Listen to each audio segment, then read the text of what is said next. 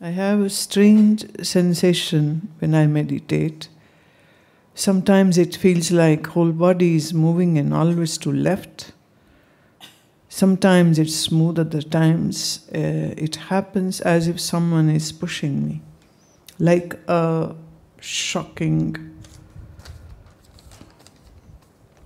And during Mahashivratri, the feeling was at its peak.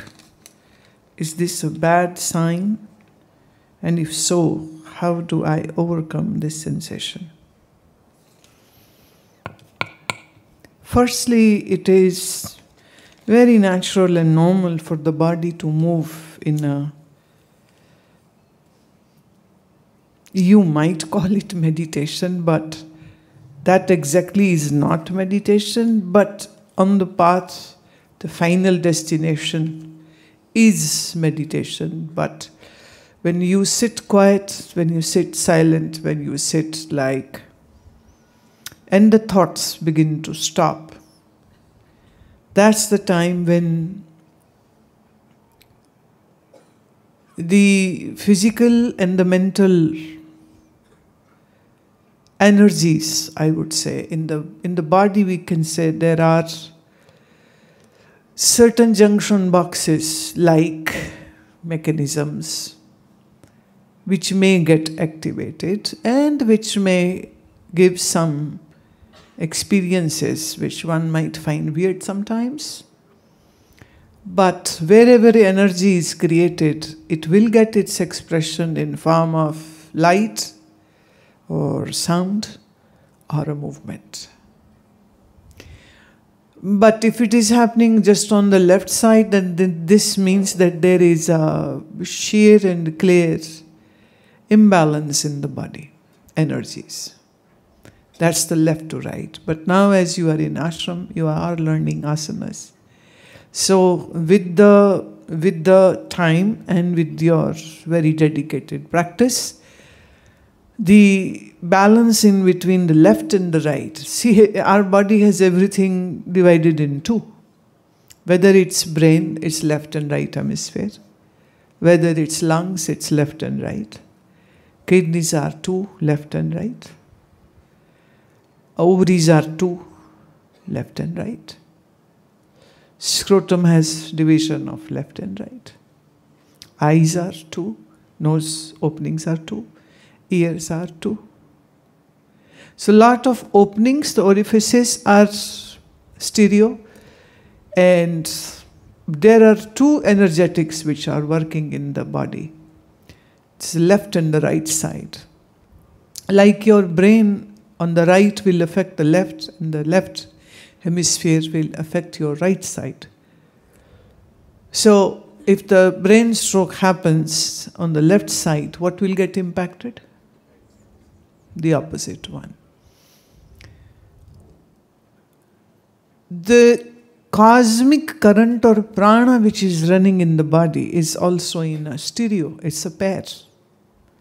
So we call it like Ida and Pingala. So if it is the movement you are feeling more on the left side, then this means the right side, meaning you have to watch, you have to see that in your breathing. Now this is something very peculiar, difficult to understand sometimes, especially when you are a doctor, it becomes more difficult because these things are not taught in college. At any given time, your one nostril will have an active breathing and the other side will have a subdued flow of air.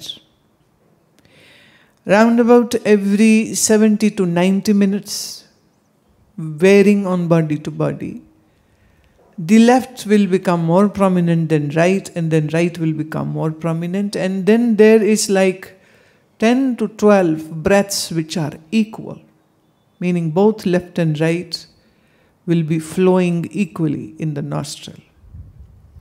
Now this is like we call it the time when actually Sushumna is getting activated. That's why the balance is there, and that's called Sandhikal. Sandhikal. two polarities are kind of meeting in that place. But because the physical, mental stress is so much, hence this cycle is not happening correctly. This is a very deep science on the breath and all the energies which are going to function. When the left nostril is very active, that's the time where a lot of mental work should be ideally done. Studying, reading, praying, yoga, asana, pranayam specifically, dharana, dhyana. And when the right is active, the pingala, that's the time when the more physical activities should be done. Because solar energy is all about power to the body, to move this machine. And the left ida is the lunar. Lunar means more to do with your mental activities. But as I've already said, the indiscipline in the life, the indiscipline gets reflected in your breathing and how the lunar and solar energies are going to flow. They are lopsided. It's not changing at right time and duration is not correct. So this brings quite a big imbalance in the body, actually in the functioning of the mind also. If someone is too depressed, sad, miserable, the chances are that his left nostril is more active and prominent. That is creating the sadness. Now, in the whole world, the psychiatrists and the psychologists do not understand this. And if someone's right remains active most of the times, then that person will have so much heat in the body that without understanding why, but the heat is there, so the skin problems will be there, digestive issues will be there, and inability to sleep will be there. Anger, agitation, hyper activities would be there. So a perfect balance in between ida and pingala is required. Best way, do Nadi Shodhan Pranayam. How to do? My app has a section called meditation. In there you go into Nadi Shodhan. Step by step I have explained how to do. So Nadi Shodhan will help in bringing balance in your body energetics and how the lunar and the solar energies are going to work in your body and mind. And there is nothing to worry about. It's just your sadhana has to be done under supervision. So what is required at what time? So that's why all those people who are learning yoga from YouTube or from commercial teachers. See, it's very easy to gain information. And well, Google has become like the source of all information. So people are kind of saving on to their time. Why go and look for a good teacher? Google is the teacher. So learn from Google. But in Google, every Tom, Dick, Harry is a teacher and they are spreading so much of misinformations. And you have no way to know whether it is valid or not. And yoga is not